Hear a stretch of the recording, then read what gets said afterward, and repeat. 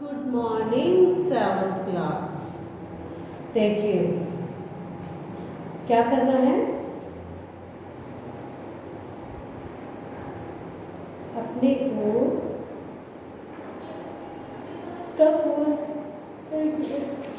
दोबारा second chapter चला था, है ना? क्या चला था? Second chapter.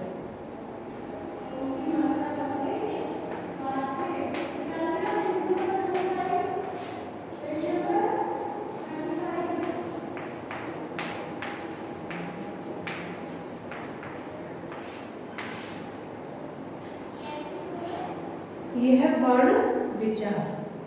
ठीक है, वर्ण विचार में क्रम, संख्या, इसमें हमने पढ़ लिया था महाप्रण व्यंजन तक कंप्लीट हो चुके थे हमारे। ठीक है, अब महाप्रण व्यंजन के बाद में वर्ण एवं उनके उच्चारण स्थान। क्या है? वर्ण एवं उनके उच्चारण स्थान।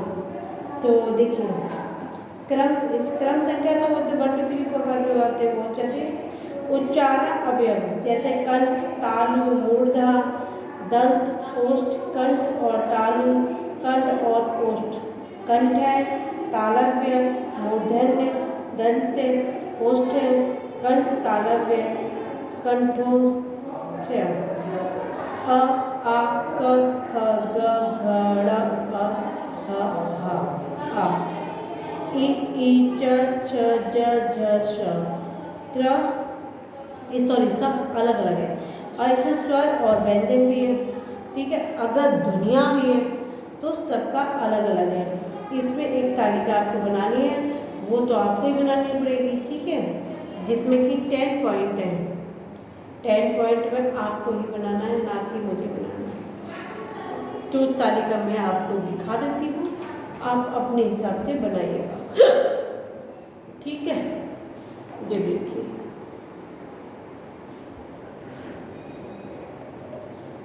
यह मेरा हाथ क्यों रखा हुआ है, यही तालिका आपको दिखेगी।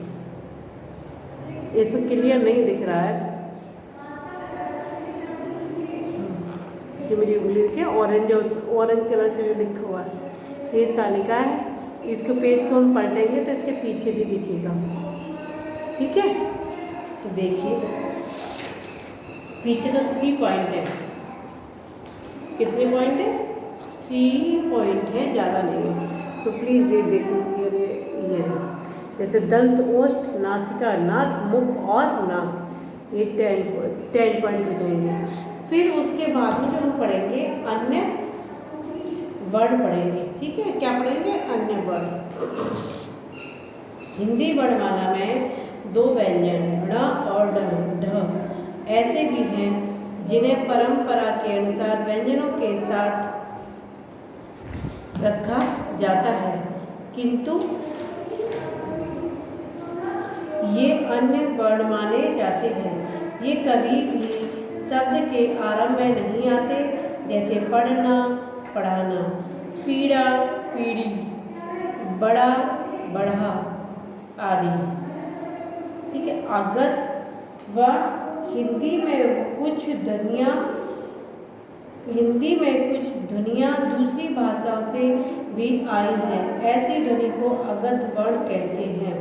ये 2 प्रकार की होती हैं। अंग्रेजी की ध्वनि ऑल, जैसे उदाहरण कॉलेज, बॉल, हॉस्पिटल।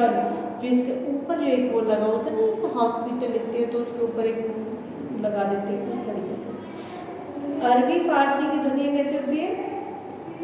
जिसमें नीचे नुक्ता लगा हुआ है, ज फ, जैसे कि कागज, जिंदगी, फैसला, सफर आदि।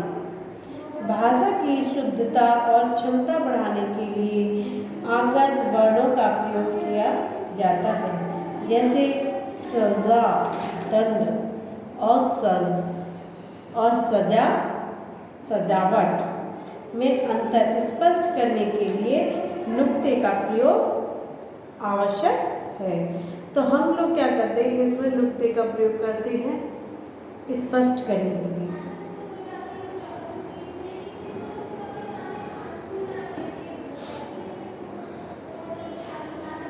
अनुनासिक क्या है? अनुनासिक भाषा की शुद्धता और क्षमता बढ़ाने के लिए आगत वर्णों का प्रयोग किया जाता है। ये तो हो गया था हमारा। अब अनुनासिक वाला देखिए क्या है? अनुनासिक। अनुनासिक में क्या है? जिन स्वरों के उच्चारण में वायु मुख और नासिका दोनों से निकलती है उसे अनुनासिक कहते हैं। इनका चिन्ह जैसे चंद्र बिंदु होता है, बिंदी लगा के वो वाला, इसे चंद्र बिंदु भी कहते हैं। उदाहरण के लिए जैसे आपने ऊंट लिखा, ऊंट लिखते हैं, आँख लिखते हैं, गांव, मुंह आदि। तो ऊंट पे जैसे ऊपर बिंदी लगा दी, आँख पे बना दी, गांव पे बना दी, मुंह पे बनाई आदि, इस तरीके से। संयुक्त व्यंजन जब किसी शब्द के दो या दो से अधिक व्यंजनों के बीच कोई स्वर ना हो तब ये आपस में जुड़कर उच्चारित किए जाते हैं और लिखते समय इनको मिलाकर इस प्रकार लिखा जाता है। क प्लस छ। उदाहरण कक्षा, रक्षा आदि। त प्लस र, त्र। उदाहरण पत्र, चित्र, मित्र आदि। ज और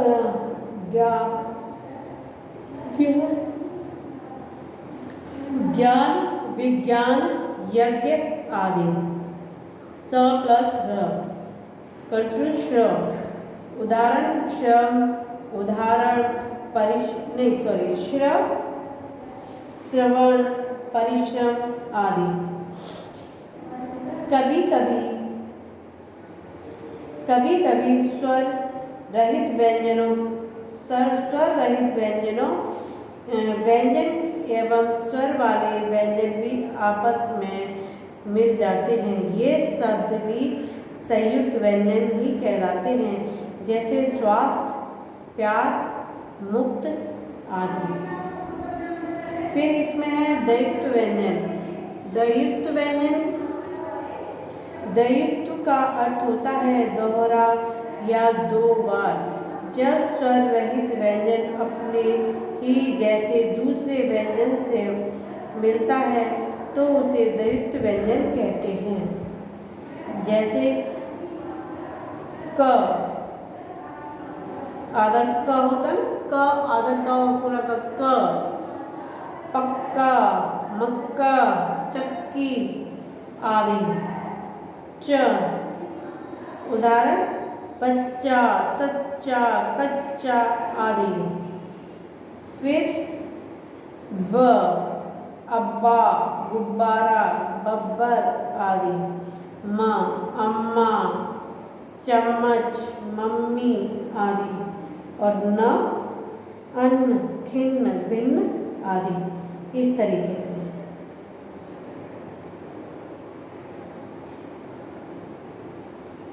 ठीक है। मात्राएं किसे कहते हैं? मात्रा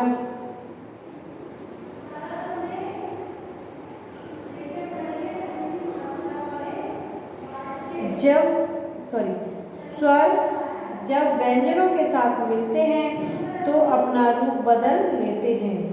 स्वरों के इस बदलते हुए रूप को मात्रा कहते हैं। जैसे र प्लस अ प्लस म, राम। इस शब्द में रंगीन भाग पर ध्यान दीजिए। इसमें स्वर आ का रूप बदलकर मात्रा डंडा खींचते हो गया है, इसे ही आ की मात्रा कहते हैं। स्वरों को व्यंजनों के साथ मिलाकर लिखते समय उनका बदलता हुआ रूप मात्रा कहलाता है। क्या कहलाता है मात्रा? देखिए बता देती हूँ।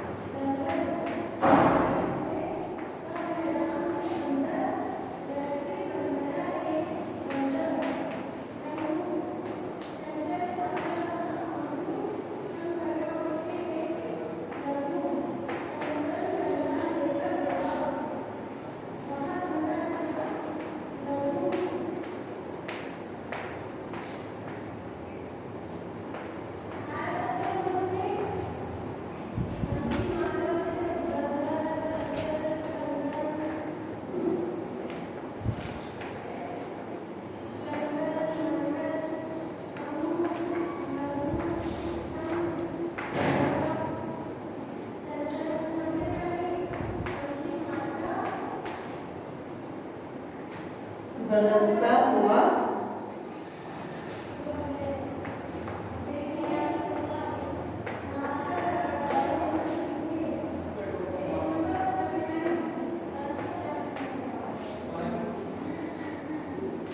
ये होगी इसकी डेफिनेशन।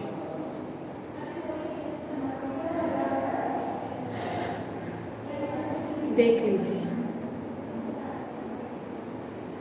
फिर उसके बाद में स्वर और उनकी मात्राएं। हिंदी वर्णमाला के सभी स्वर और उनकी मात्राएं इस प्रकार हैं।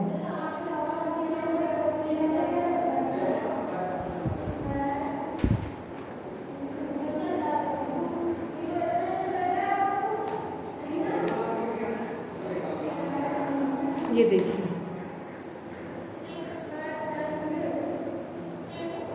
इसकी तालिका दिखाई दे रही है आपको मात्राओं की। आ की मात्रा कैसी है? आ, ई, उ, ऋषि, ए, ओ। ये देख लीजिए मात्रा।